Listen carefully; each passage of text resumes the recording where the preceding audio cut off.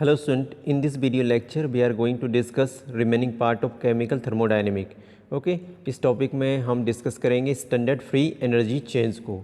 Just like enthalpy and internal energies we cannot determine absolute value of Gibbs free energy.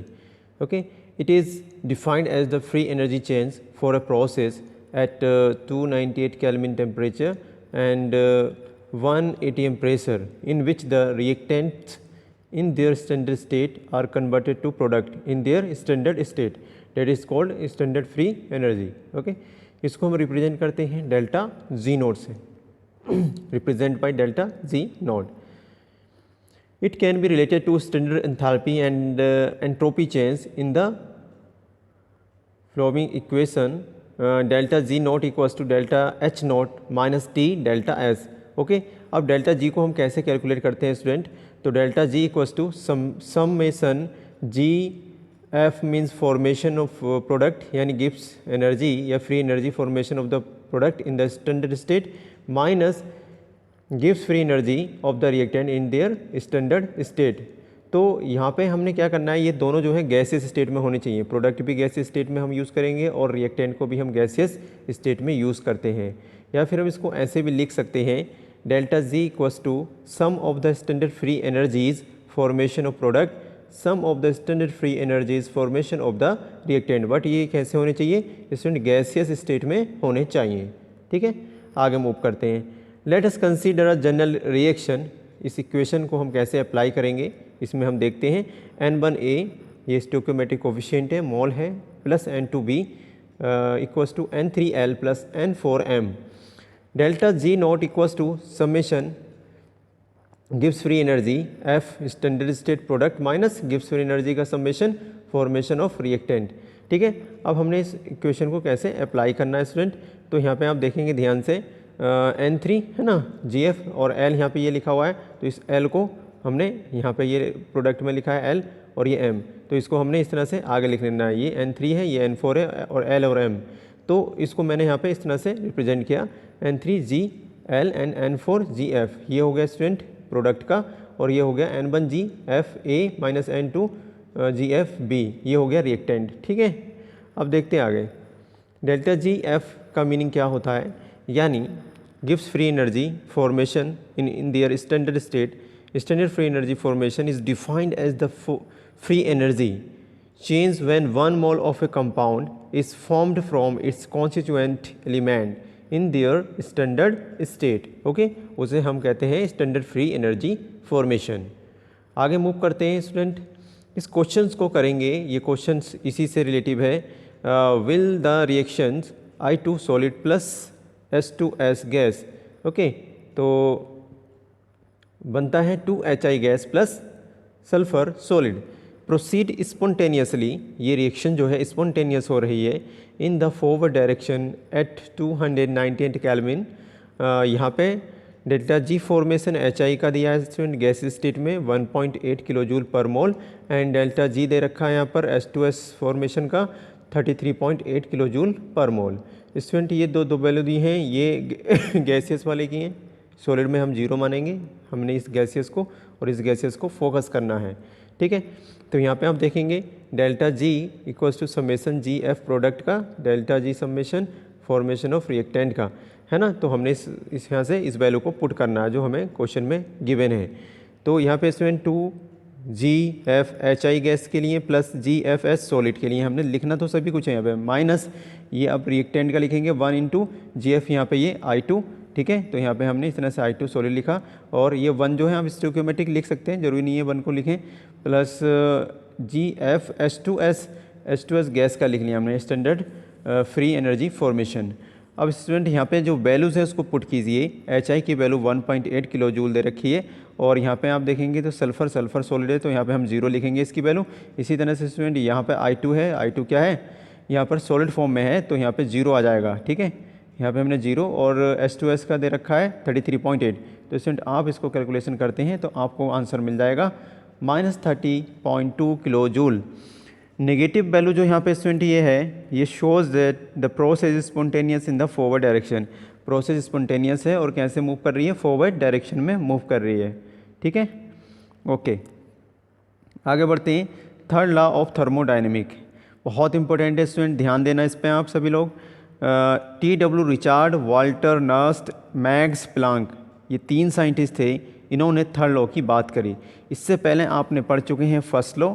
Student first law में आपने पढ़ा था कि energy conservation पर ये बेस्ड होता है, यानी energy can not be created और destroyed but it can change into one form to another form. यानी फर्स्ट लॉ ऑफ थर्मोडायनेमिक बात करता है कंजर्वेशन ऑफ एनर्जी की। स्टूडेंट सेकेंड लॉ जो आपने पढ़ा था वो बात करता है फ्लो ऑफ एनर्जी डायरेक्शन, कि एनर्जी जो फ्लो हो रही है उसकी डायरेक्शन क्या है।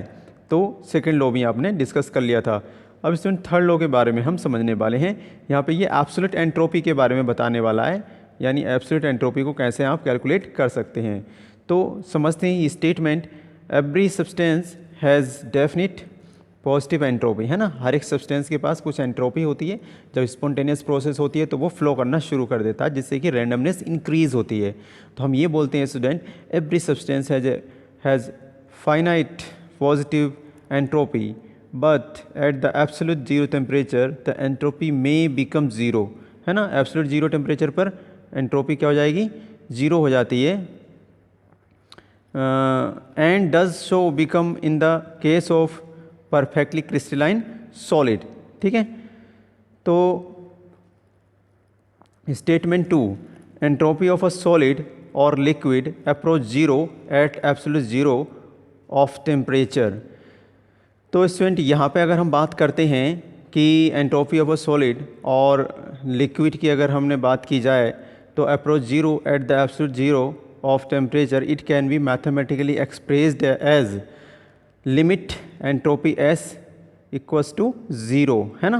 तो हम इसको ऐसे भी लिख सकते हैं। अब स्टूडेंट स्टेटमेंट थर्ड देखेंगे आप, it is impossible by any method no matter how idealize it is the reduce the temperature of any system to the absolute zero in a finite number of operation, ठीक है। तो अब application क्या है student, third law has been useful in the calculating the absolute entropy. याद रखना आपको, entropy solid हो, लिक्विड हो या गैस हो, है ना। तो DS इक्वल्स टू DQ/T, या हम बोल सकते हैं DS equals to CP DT/T, ठीक है। तो इसको हम ऐसे भी रिप्रेजेंट करते हैं ऑन इंटीग्रेशन लेने पर ST S0, है ना, यहाँ 0 से T तक लिमिट CP DT/T, इसका हमने इंटीग्रेशन ले लिया तो हम इसको ऐसे लिखेंगे, फिर CP D natural log, ln का मीनिंग होगा natural log T। From third law S equals to zero, entropy zero, तो ST इक्वल्स टू 0 से T limit CP D natural log T। तो ये जो है स्टूडेंट ये बताता है इसको थर्ड लॉ को, तो ये डेरिवेटिव फॉर्म है स्टूडेंट।